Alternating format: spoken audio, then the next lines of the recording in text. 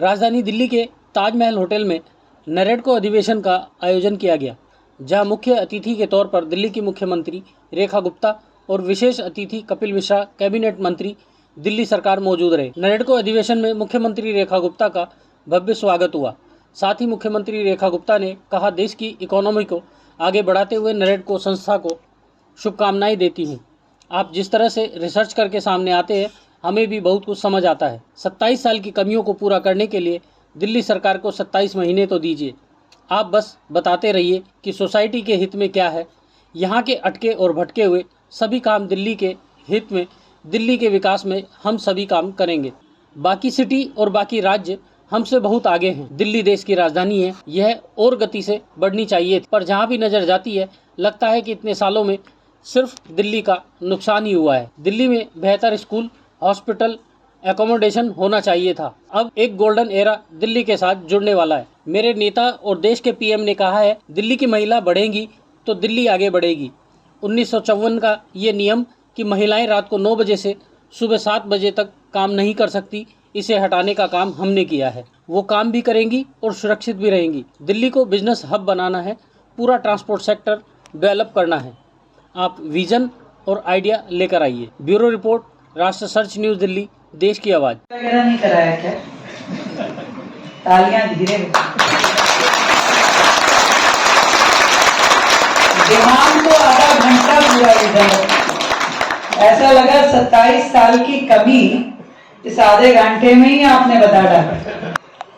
काम करती हुई, देश में नए विजन देती हुई, देश की इकोनॉमी को आगे बढ़ाते हुए काम कर रहे हैं। बहुत बधाई देती हूँ चेयरमैन निरंजन जी को, हमारे दिल्ली चैप्टर के चेयरमैन हर्षवर्धन बंसल जी को, हरि बाबू जी को और आप सबको, जिनके इनिशिएटिव से ना केवल आपकी इस इंडस्ट्री को फायदा मिल रहा है, आगे बढ़ने के मौके मिल रहे हैं, परंतु लगातार जिस तरीके से आप लोग अपना होमवर्क, अपनी रिसर्च करके आते हैं, कम्युनिकेट करते हैं, तो बहुत सारे विषय हमारे भी ध्यान में आते हैं। 5 महीने की हमारी सरकार है, 2 प्रतिनिधि आपके बीच में हैं, मुख्यमंत्री भी और लगभग 7-8 विभागों के हमारे मंत्री कपिल मिश्रा जी। एक बार जोरदार तालियां कपिल जी। निरंजन जी ने कहा कि भाई मार्गदर्शन चाहिए। सर, मार्गदर्शन तो हमें आप लोगों का चाहिए, और तेरा तुझको और कम क्या बताते जाइए कि क्या क्या करना है इस सोसाइटी के हित में, दिल्ली के विकास के हित में। हम वो सभी काम करेंगे जो आज तक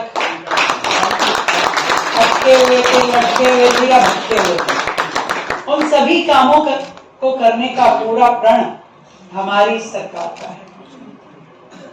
लगातार दिल्ली के हित में, दिल्ली के विकास के लिए जो जो भी चीजें जरूरी हैं, उन सब को हम एक एक करके उठा रहे हैं।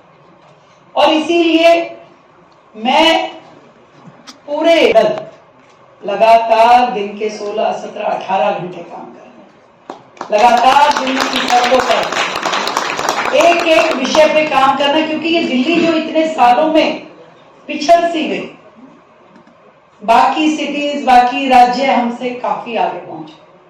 देश की राजधानी दिल्ली के लिए हम में से किसी ने भी ऐसा सोचा नहीं था कि ऐसा होने वाला, जबकि दिल्ली देश की जो राजधानी है वो बाकी राज्यों की तुलना में और गति से बढ़नी चाहिए थी, और अधिक फैसिलिटी और अधिक टेक्नोलॉजी का उपयोग, इंफ्रास्ट्रक्चर दिल्ली की जनता को मिलना चाहिए था, हर चीज।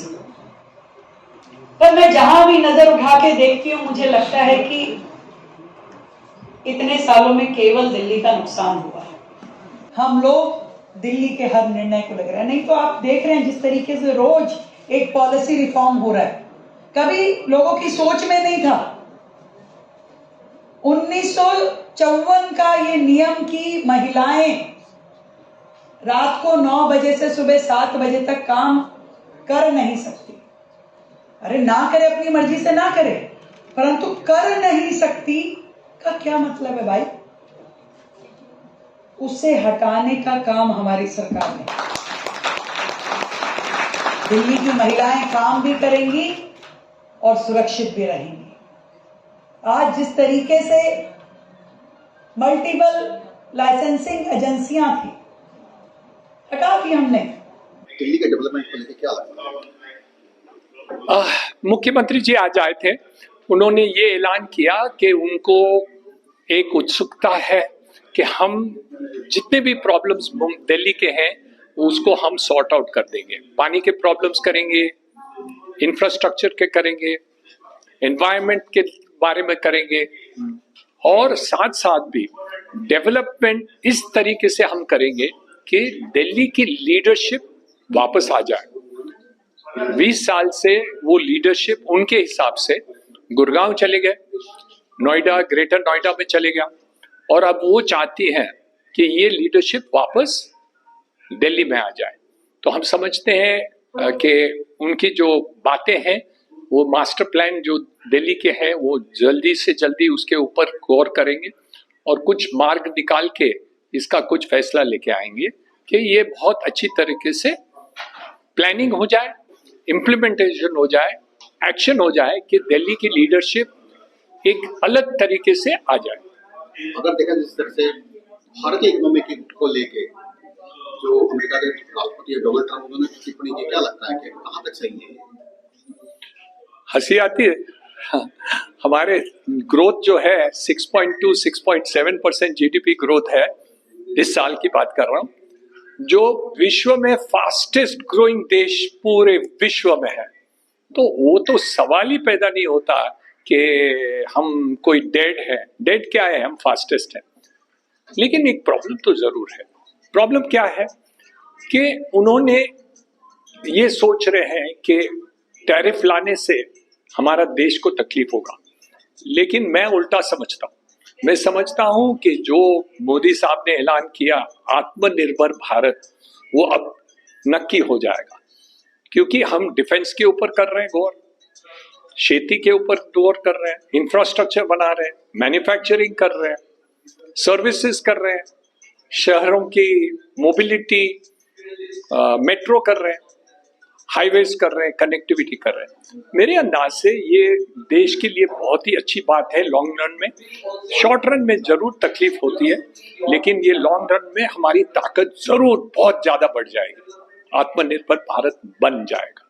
मगर देखा जाए नेता प्रतिपक्ष राहुल गांधी कहीं ना कहीं डोनाल्ड ट्रंप का समर्थन करने नजर आ रहे हैं, क्या कहेंगे? राहुल गांधी ऑपोजिशन है, उनको तो ऑपोजिशन करना चाहिए। वो नहीं बोलेंगे तो गलत है ना। उनका काम ही है कि मोदी साहब को अपोज करे, उसमें कोई दिक्कत नहीं है। वो उनकी पॉलिसी है। वो डेमोक्रेसी में ये बातें तो होती है, यहाँ नहीं, अमेरिका में होती है, यूके में होती है, हर देश में होती है। जहाँ भी डेमोक्रेसी हो वहाँ ऑपोजिशन को सूचित करना पड़ता है प्रेस के द्वारा और द्वारा। तो ठीक है, उनकी बात तो हम समझ लें, लेकिन हमें डिसाइड करना है कि क्या सही है और क्या गलत है। ऐसे ही अपने क्षेत्र में अपने आसपास की खबरों, देश दुनिया की ताज़ा तरीन सभी खबरों को देखने के लिए देखते रहिए राष्ट्र सर्च न्यूज़ चैनल। खबरों की लेटेस्ट अपडेट पाने के लिए हमारे चैनल को लाइक व सब्सक्राइब करना ना भूलें और कमेंट के द्वारा खबर के प्रति अपनी राय जरूर दें।